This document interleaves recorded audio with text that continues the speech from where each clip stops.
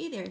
So I'm a gardener and I've got a lot of seeds, and there's a nationwide seed shortage right now, at least among the retail seed distributors. And so I put together, I sorted out my seeds and decided I could put together 6 packages to offer for sale or trade. And I just thought I'd take a minute to go through and let you know what they were, so you can decide what's in them, so you can decide whether you'd like to get one or not. This is what the package will come like, except I am going to go ahead and vacuum seal them in sturdier plastic than this. And they can, they'll be smaller than this, about half that size, and a really great fit for stocking or to wrap to put under the tree. So they're a great gift, and it can be used either for a starter garden, just for somebody who wants to get started gardening, and gives you a whole bunch of seeds to work with, or you can put it in the freezer and just forget about it, and then have an emergency stash of seeds if and when you ever need it. So yeah, we'll just go ahead, and I've got everything laid out here that are in the package, and I'll just go down real quick. It will also come with a sheet that has all the names of things in it and a little short guide of how to plant them, in case that's all you have to go by.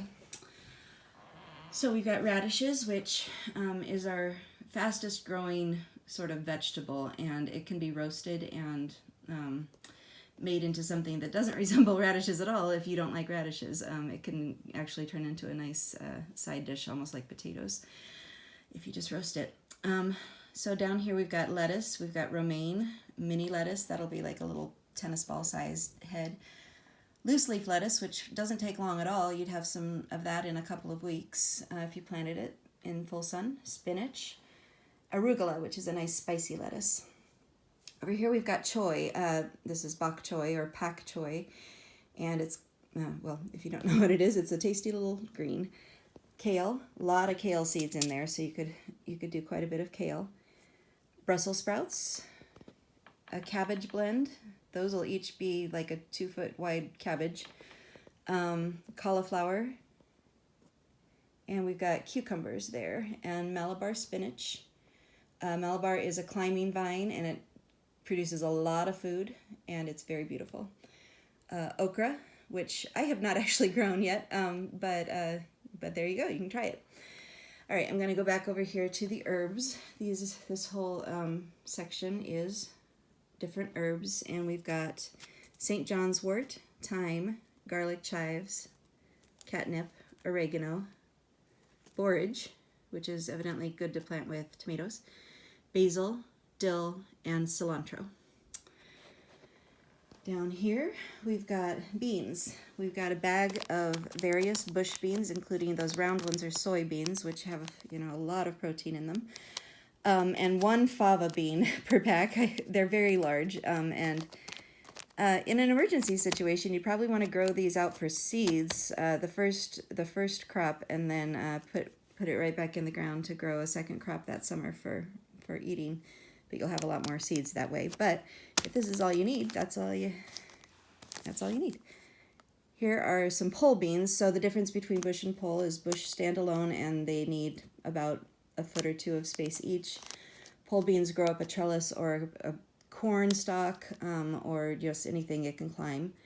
And then this is a bag of yard-long noodle beans. That's just kind of a novelty, but I had a bunch of them, so those can grow up to a yard long and be a lot of food.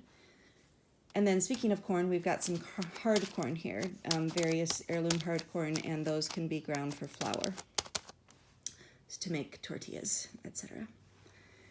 Okay, we did the Malabar spinach. So up here we've got marigolds, which are a fantastic thing for the garden. It keeps away bugs and just looks absolutely beautiful in the fall. Rainbow zinnias and echinacea, which of course also has medicinal properties.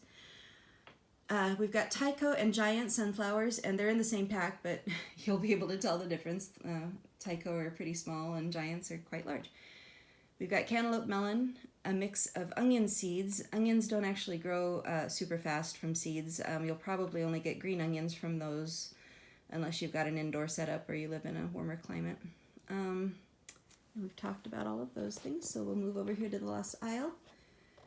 Several different kinds of squash. Gelber Englisher custard squash is the summer squash I have. I don't actually do much summer squash, but those give a lot of food very fast. I've got some bumpy pumpkins, which all of these are edible squash. Candy roaster squash, those big seeds, those are a large squash with a lot of food.